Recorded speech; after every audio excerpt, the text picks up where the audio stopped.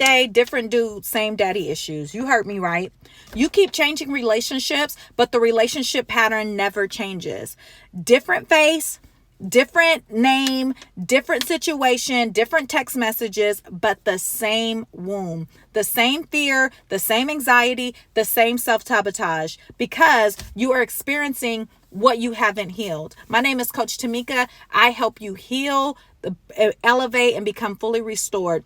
Daddy issues aren't always about an absent father. Sometimes your father was physically present, but wasn't emotionally available. Sometimes he was inconsistent. Sometimes he was overly critical. Sometimes he was unpredictable. And now your nervous system expects love to leave you. So when a man doesn't text back fast enough, you panic. You start tripping. You text all your friends and say, girl, he the same type of dude. When he needs a little bit of space, you automatically assume that he's rejecting you. When things aren't going well, or when they are going well, you start looking for what's wrong. You start looking for the red flags, not because you're crazy, but because your brain is trying to protect you from the pain it already knows. Neuroscience calls this a predictive brain. Your brain uses old experiences to predict the future outcome.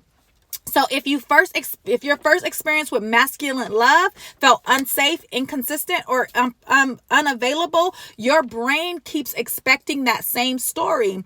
Even when God sends you a different man, even when God's like, baby girl, I got something better for you. So here's the pattern interrupt. And here is the dangerous part. You can self-sabotage healthy relationships trying to protect yourself from an unhealthy one. I'll say that again. You sabotage a healthy relationship trying to protect yourself from an unhealthy one. Here's how we heal. This is so important. The healing starts when you stop asking, why does this keep happening to me? And you start asking, what wound am I expecting to happen? Because awareness is the first step to transformation. You cannot heal what you refuse to acknowledge.